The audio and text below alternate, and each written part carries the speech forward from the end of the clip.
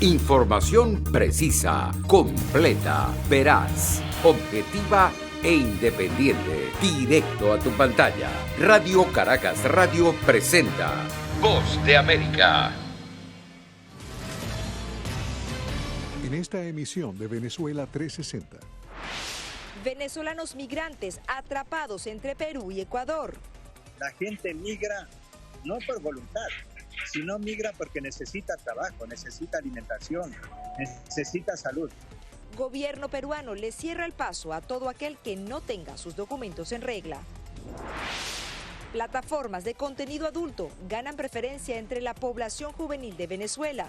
Imagino que para estos jóvenes la situación económica de ellos y de sus familias es tan terrible que el riesgo lo justifica o ellos consideran que el riesgo es menor.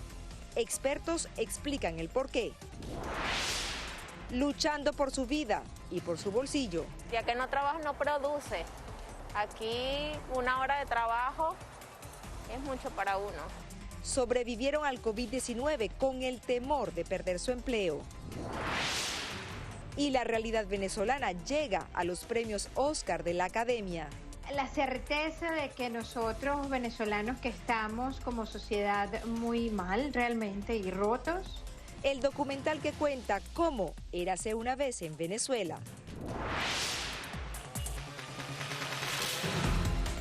Hola, ¿qué tal? La Voz de América les da la bienvenida a esta emisión de Venezuela 360. Les saluda desde Washington, Natalí Salas Guaitero. Comenzamos revisando la situación de cientos de migrantes venezolanos que se encuentran varados en la frontera entre Ecuador y Perú, luego de la decisión del gobierno peruano de militarizar la zona para impedir el avance de quienes no cuenten con los documentos necesarios para entrar en su territorio. Desde Quito, Néstor Aguilera nos tiene los detalles de esta situación y sus diversas consecuencias. Huaquilla es una pequeña población localizada en el extremo sur de Ecuador, junto al límite fronterizo con Perú. Es el hogar temporal de cientos de migrantes venezolanos que deambulan por calles, avenidas, parques y otros espacios públicos. Es desbordante lo que está sucediendo, ya que al no poder pasar, pues se represan en Huaquillas y nosotros, primero se colapsan los servicios básicos, segundo se crea un problema social, ya que no tienen para comer, no tienen para vestir, no tienen para servicios básicos. Desde hace poco más de una semana, estos migrantes se ven imposibilitados de cruzar el límite binacional y avanzar hacia el sur del continente, debido a la decisión del Comando Conjunto de las Fuerzas Armadas Peruanas de desplazar a la zona a 1.200 hombres y vehículos blindados para evitarles el ingreso al país. Nuestras fronteras están cerradas por motivos sanitarios y lo que tenemos que hacer es controlar que cualquier paso que se dé tenga todas las garantías de ley. Ahora hemos tenido problemas para cruzar para Perú, porque las trochas pues nos cuentan que están peligrosas y que están cerradas y nos regresan. En casi todos los casos de migrantes se repiten las historias. Buscar mejor calidad de vida es la frase que encierra el motivo para comenzar esta peligrosa travesía. La falta de trabajo y de poder conseguir a precios cómodos los alimentos. Para el sociólogo y profesor universitario Napoleón Saltos, esta migración es fruto del desencuentro político en Venezuela. Al problema inicial se suma también esta visión de xenofobia, de ver a los venezolanos como un peligro, como una competencia y no buscar salidas que tendrían que establecerse ahora. Acota el experto que los gobiernos de acogida han visto el tema migratorio desde la perspectiva de seguridad y no de una manera integral. Tenemos que ver que la migración es fundamentalmente un proceso social.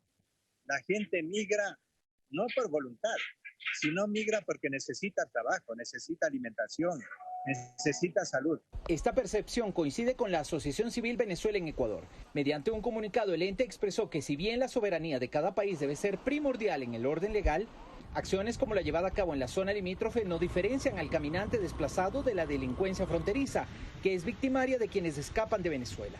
Reconocer la situación de cada una de esas personas, no generalizarlas. Sabemos que existe delincuencia y sabemos que hay que ponerle un freno a este tipo de delincuentes como tal, pero que no pueden tomar en cuenta que hay situaciones muy diferentes, muy particulares, de personas que están caminando hacia el sur desde hace muchos días. Más allá de medidas coyunturales, la situación de estos migrantes, lejos de su país y atrapados en medio de dos fronteras, parece lejos de solucionarse, al menos de forma integral. Néstor Aguilera, Venezuela 360, Voz de América, Quito.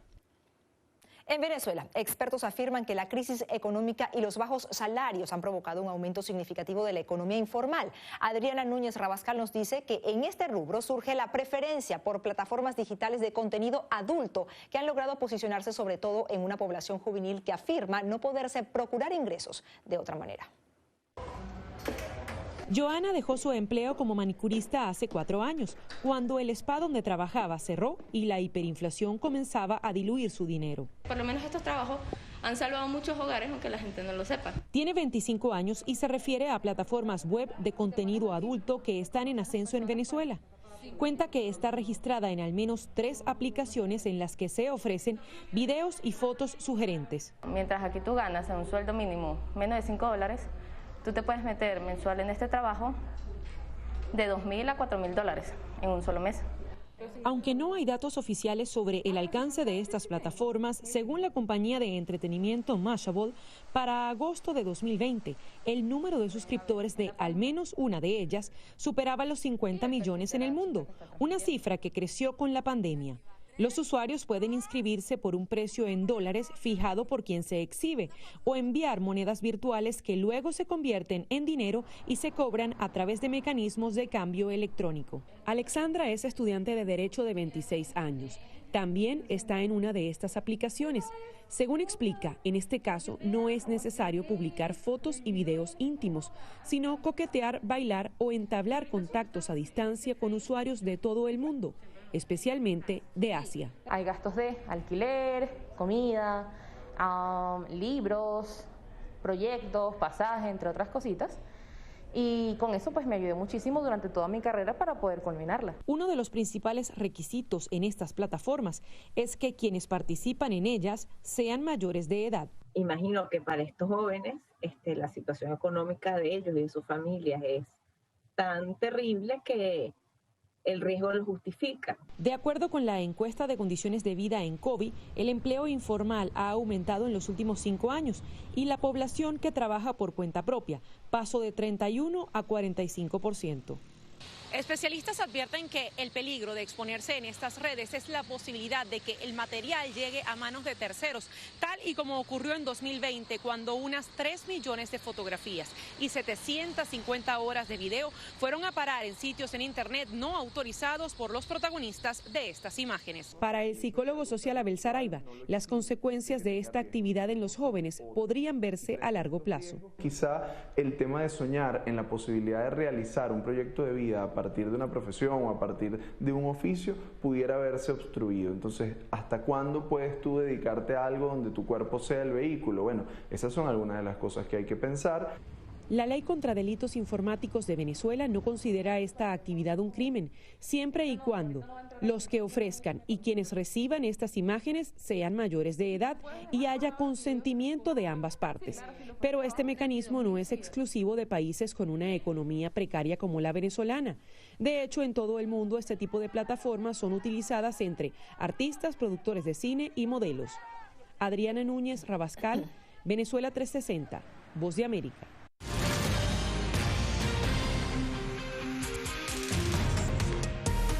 Seguimos en Venezuela 360. La pandemia de COVID-19 ha impactado a millones de familias en Estados Unidos de formas diferentes, siendo el propio padecimiento de la enfermedad uno de los periodos más duros. José Pernalete conversó con venezolanos sobrevivientes del mortal virus que cuentan que, a pesar de padecer la enfermedad, debieron seguir adelante, pues dejar de trabajar era un lujo que no se podían permitir. El mes de noviembre de 2020 fue crucial para Penélope Perdomo y su familia. Un día sintió los síntomas normales de gripe y decidió hacerse la prueba de COVID-19. El resultado positivo representó un desafío, pues su reposo le impedía seguir trabajando. Por supuesto, aquí si uno no trabaja, el día que no trabaja no produce. Aquí 1 hora de trabajo es mucho para uno. Además de su esposo, en su casa también estaban sus padres, quienes por la restricción de viajes no pudieron regresar a Venezuela durante un año. Condiciones que representaron para Penélope un riesgo de contagio muy elevado para los suyos, debido al trabajo en que ella se desempeña. Entregas y encargos de alimentos y artículos del hogar. Sí, es algo que te cuesta. Por ejemplo, al principio de la pandemia, mucha gente seguía haciendo deliveries. Pero en ese momento yo hacía un delivery que tenía que hacer las compras en el supermercado y hacer las entregas. Entonces eso te crea como paranoia estar en el supermercado con tanta gente. Mis padres estaban aquí con una edad considerable, delicada. Por suerte son bastante fuertes y saludables, gracias a Dios.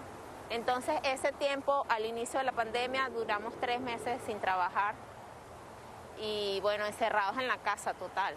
Un temor sin duda también compartido por Daniela Rioja, otro venezolano dedicado a la construcción y ventas en Estados Unidos. Desde su casa, al regresar del trabajo, habla siempre con su familia en su tierra natal, quienes están preocupados porque él también resultó contagiado. Ellos veían, cuídate, no sé qué, no salgas, que vas para otro estado a trabajar, olvídate. Pero ¿cómo hago? Es lo que hay, tengo que hacerlo. O sea, a pesar de eso, tengo que salir a buscarlo, ¿no? Empezando la pandemia comenzó el temor de Daniel por enfermarse. A mediados de año, su preocupación se hizo realidad. Pues miedo, porque fue como en los primeros meses de infección y se veían casos muy fuertes. Actualmente sabes que hay personas que le da muy leve o a veces ni lo sienten, son asintomáticos. El caso mío sí sentí mucha fiebre, mucho decaimiento, mucha debilidad, absolutamente mucha debilidad. Lo más raro es que pierdes el gusto y el olfato, es súper raro, es rarísimo. Y bueno, el miedo de no saber cuánto te dura, si vas a estar grave, si te va a dar, no sabes, si te va a afectar de manera respiratoria, que es lo más fuerte, ¿no? Y bueno, el temor de cuántos días voy a perder al trabajo, porque finalmente si estás enfermo y no vas al trabajo, no te pagan, pues. Ambos venezolanos han logrado superar lo que sin duda describen como la amenaza más fuerte que han tenido en sus vidas, no solo por las complicaciones de salud ante el peligro mortal del COVID-19, sino también por las limitaciones económicas por las que pudieron verse afectados. Bueno, por suerte teníamos ahorro. Al principio entró una ayuda del gobierno y eso nos ayudó también a cubrir los gastos primarios. Y sí, hay gente que trabaja en el rubro del turismo, por ejemplo, o de los restaurantes y todo eso, que eso sí pararon por completo. Eso sí estuvo feo. Conozco mucha gente que estaba en ese mundo y estaba desesperada. Además de ser sobrevivientes del coronavirus en Estados Unidos, estos venezolanos tienen en común la fe y esperanza de poder seguir trabajando para mantener a los suyos y por sobre todo permanecer sanos. José Pernalete, Venezuela 360, Voz de América, Miami. Y los venezolanos podrían ver algo de luz al final del túnel en temas de la pandemia, y es que la OPS confirmó que Venezuela tiene reservadas al menos 1.400.000 vacunas a través del sistema COVAX, pero esto se concretará solo si Caracas logra pagarlas antes del 9 de este mes. Autoridades venezolanas aún no se han pronunciado sobre esto, pero en el pasado el presidente Nicolás Maduro ha dicho que las sanciones de Estados Unidos han dejado a su gobierno sin capacidad para solventar importaciones clave como alimentos y medicinas, algo que Washington niega porque esos rubros están exceptuados.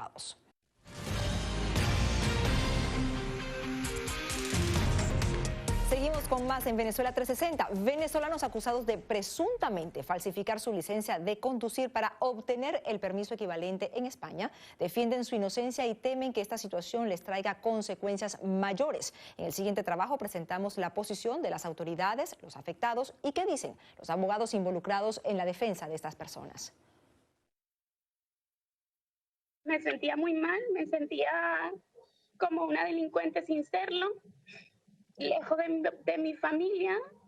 Es el testimonio de Verónica Navas, una venezolana que lleva poco más de un año en Madrid.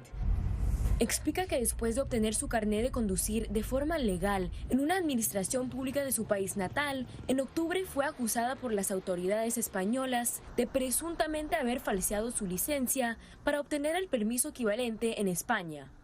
Está a la espera de su juicio, que se celebrará en marzo. Tengo mi certificado por parte de Venezuela y por parte de España, del Consulado de España, donde dice que mi licencia es verdadera, que no es falsa como ellos indican. En el último trimestre de 2020, la Policía Nacional de España, en colaboración con la Dirección General de Tráfico, realizó detenciones masivas en distintas partes del territorio, llegando a arrestar a 293 personas de origen venezolano. Según el comunicado publicado por el Ministerio del Interior de España, en Venezuela se emite un nuevo formato que no cumple con los requisitos legales requeridos para el proceso de canje, por los cuales estos ciudadanos recurrían a grupos criminales para conseguir una falsificación del formato anterior. Una vez en posesión del carné falso, presentaban el mismo en las sedes provinciales de la Dirección General de Tráfico para obtener, a través del proceso de canje establecido, la licencia de conducción española. Expertos conocedores de esta situación consideran que cada caso es individual y que debe tratarse como tal. Incluso existe la posibilidad de que algunas personas que posean una licencia fraudulenta no sean conscientes de ello. Que hay personas que se dedican a realizar este tipo de trabajos, pero bueno, tenemos que partir de la idea de que muchos o la gran mayoría de venezolanos han acudido de buena fe, o teniendo, digamos, la certeza de que sus carnets de conducir fueron o son válidos y son legales. En este caso quedaría exenta de responsabilidad, dado que él no era conocedor de eso. El hecho de ser acusados de un presunto delito de falsedad documental no solo puede tener consecuencias a nivel penal, sino que sus procesos de extranjería también podrían verse afectados gravemente. La mitad de los ciudadanos extranjeros que están metidos en esta situación tienen residencia por protección internacional. Estas personas, en el momento en el que se vence el documento y hay que cargar su prórroga automática, esa situación hace que esos antecedentes policiales le afecten notoriamente. Según abogados consultados, la mayoría de los venezolanos acusados son repartidores de comida a domicilio que necesitan la licencia para trabajar. Tal es el caso de José Ángel Fernández, que explica que obtuvo su carné legalmente en la administración pública de su país natal. Después de ser acusado y que las autoridades archivaran su caso, fue detenido una segunda vez. Esta vez sí me remolcaron la moto, lo montaron en una grúa, la retuvieron, me enviaron de nuevo a juicio y pues lo mismo. Se desestimó el caso porque todo estaba en regla. Hasta el sol de hoy aún no tengo la licencia, la tienen retenida. Algunos letrados denuncian la actuación policial y la tachan de abusiva. Por supuesto, un policía tiene todo el derecho y la potestad de llevar a cabo, si ve indicios de delito, un procedimiento, pero es que esto ya se está llevando prácticamente siempre de la misma manera. La historia es la misma. Me pararon, me pidieron el carnet y sin ninguna verificación me han dicho que es falso. Esto genera una situación que está separando prácticamente familias, porque hay personas, y cada vez los veo más, de que se quieren volver a Venezuela porque es que, mira, tienen un miedo terrible porque todavía a día de hoy hay gente que piensa que esto les puede llevar a prisión. Según datos oficiales, este tipo de expedientes no son prioritarios porque los juzgados tienden a archivarlos. Venezuela 360 contactó a fuentes de la Policía Nacional, pero al cierre de este reporte no habíamos obtenido respuesta. Natalie Jiménez, Venezuela 360, Voz de América.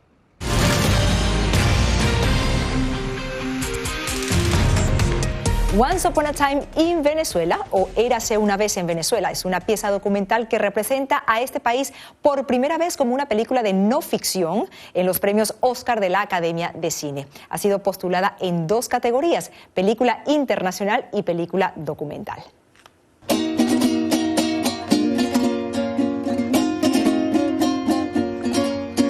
Llegó la noche fatal, noche de agonía para mi soñar. Un encuentro con lo eterno, como si el tiempo se hubiera detenido. Imágenes de lo que fue, de lo que es y de lo que se cree que siempre será.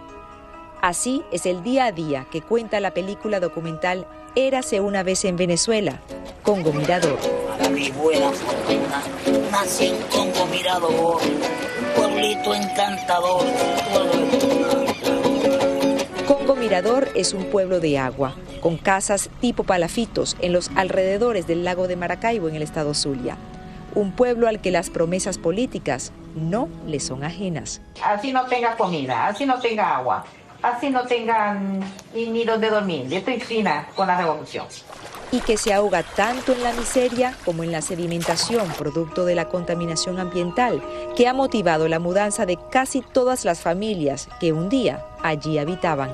Hay una gran tristeza, pero al mismo tiempo hay una belleza detrás de esas imágenes, detrás de esa historia, que te hacen preguntarte tantas cosas como ¿qué nos pasó en estos 20 años? ¿Por qué llegamos a este lugar? Y por sobre todo, ¿cómo podemos salir? ¿Cómo podemos superar esto? ¿Cómo podemos seguir adelante? La película es una coproducción de Venezuela, Brasil, Reino Unido y Austria. Tomó 5 años filmarla, un total de 14 viajes al pueblo y 2 años de edición. Ha sido postulada a los premios Oscar, aunque todavía faltan algunos pasos para que se concrete la ansiada nominación. Sus realizadores dicen que más que un reto cinematográfico, resultó ser casi un reto filosófico.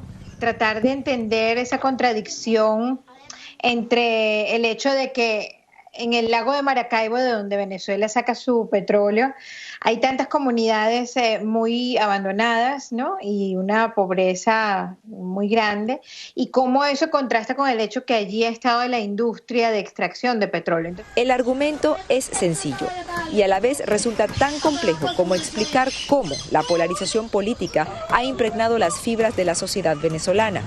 La historia del pueblo se hila en las acciones de 2 figuras que se destacan: la líder política oficialista. Al entrar a mi cuarto, primero tienen que tocar a Chami. Y el que no lo quiera no puede entrar, porque ¿por dónde va a entrar sin tocarlo? ¿Ah? Y la maestra del pueblo, que apoya una opción diferente. ¿Cuál fue la respuesta de ella? Que lo puedo jurar por Dios. ¿Cuál fue? No, ya el tiempo de ustedes se acabó. Ustedes van para afuera. Aquí no te quiero. La necesidad, la urgente necesidad de ponernos de acuerdo. Venezuela tiene que ponerse de acuerdo para seguir adelante. Venezuela tiene que ponerse de acuerdo para encontrarse, para hacer justicia. Hay un algo muy hondo en nosotros que es querencia, y que esa querencia, ese nervio está allí vivo en mayor o menor intensidad, y a mí me queda la fe en que ese amor, a partir de allí, nosotros vamos a surgir como un ave fénix, ¿no? El equipo de Érase una vez en Venezuela describe este trabajo como un intento por levantar la voz, o mejor aún, por no acallarla, así como la luz del relámpago del Catatumbo, que aún en silencio no deja de hacerse sentir. Natalie Salas Guaitero, Venezuela 360, Voz de América. Y en un intento por darle un respiro al espíritu de la gente en medio de la pandemia, en Caracas se reabrieron 10 salas de cine incorporando nuevos protocolos de bioseguridad y cambiando la estructura de las salas. Los usuarios deben comprar la entrada con anticipación para reservar su asiento y así mantener la debida distancia física y asegurar que una experiencia de entretenimiento no se convierta en un infortunio.